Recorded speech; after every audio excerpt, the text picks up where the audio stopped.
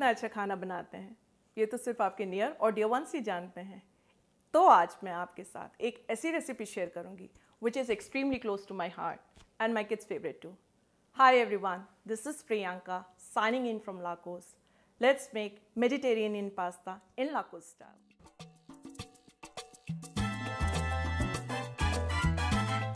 Pasta बनाने के लिए हम पहले पास्ता को बॉईल कर लेते हैं। For boiling pasta, I'm adding 2 teaspoons of salt into the boiling water. Here I'm using spaghetti.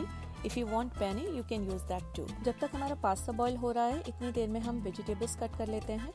Here I'm using spring onions.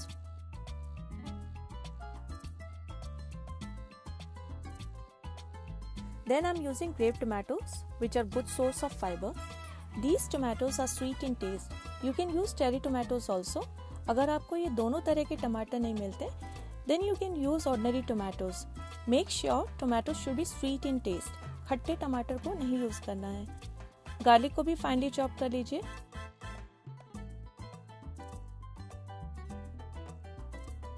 Also using parsley leaves, which are rich in antioxidant, और हमारी bones के लिए भी अच्छा होता है।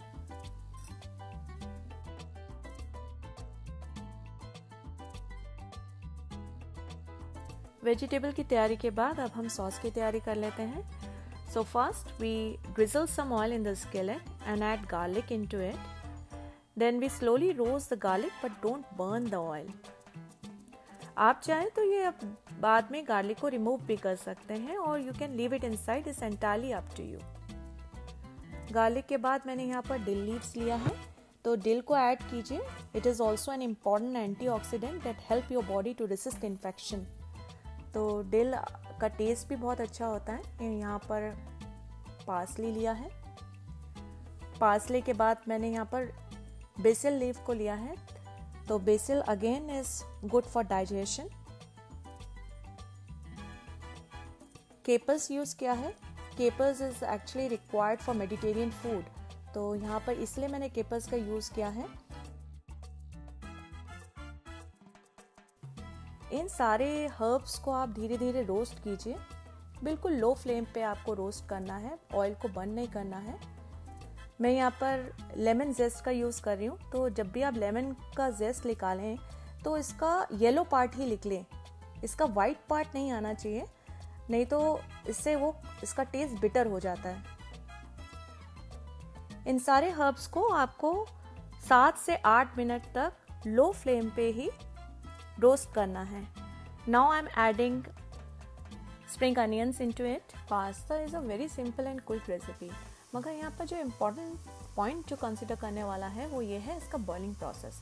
जब भी आप पास्ता को बॉईल करें, उसकी इंस्ट्रक्शंस पास्ता के पैकेट में पीछे दिया होता है, उसे आप केयरफुली रीड करें, उसके अकॉर्डिंगली बॉईल करें। पास्ता को ओवर कुक्ड मत करें, 80% बॉईल करके निकाल लें। मैंने 2 टीस्पून यहाँ पर टोमेटो प्यूरी लिया है।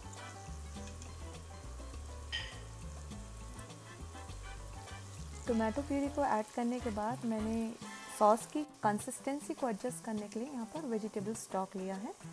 आप वेजिटेबल स्टॉक की जगह यहाँ पर पास्ता वाटर भी ले सकते हैं, तो चॉइस इज़ योर्स। अगर आपको if you are comfortable, because pasta वो तो आपका उबल ही रहा है, तो आपके लिए इजी होगा कि आप पास्ता वाटर ही यूज़ कर लें। मेरे पास वेजिटेबल स्टॉक था तो मैंने वेजिटेबल स्टॉक यूज़ कर लिया। Add 1 teaspoon of balsamic vinegar और plain vinegar, half teaspoon of granulated sugar,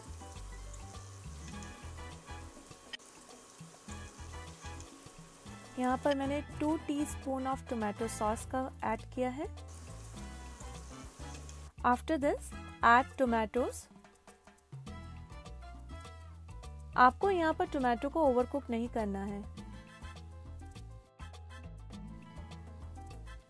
बहुत से लोग ये सोचते हैं कि अगर हम ऑयल ऐड नहीं करेंगे तो बॉइलिंग करते वक्त उससे पास्ता स्टिक हो जाएगा। बेटर है कि हम अपने टाइमिंग को इस तरीके से एडजस्ट करें कि जितनी देर में पास्ता बॉईल हो रहा है उतने ही समय में हमारी सॉस भी प्रिपेयर हो जाए। इससे स्टिकनेस की प्रॉब्लम नहीं होगी। In case if it is not possible तो आप पास्ता को ड्रेन करके रख लें और सॉस में डालने से पहले उसे एक बार गर्म पानी में डाल के रिफ्रेश कर लें। इससे पास्ता स्टिक नहीं होगा। Also it helps in improving the texture.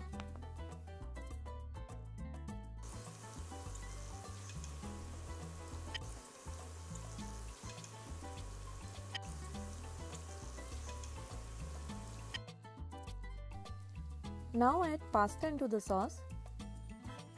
Boil करते समय हमने पास्ता को 80% ही कुक किया था. So we need to cook the pasta here till the sauce is finally blend with it.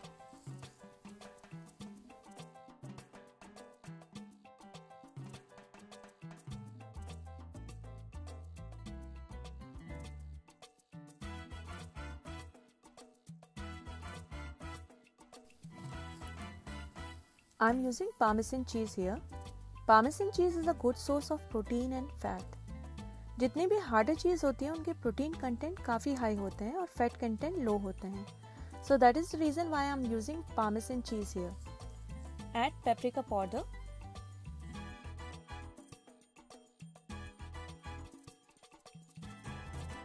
And finally drizzle some olive oil over the pasta. This is an important step, so please don't miss it. Now the pasta is ready to serve. चलिए pasta को सर्व कर लेते हैं.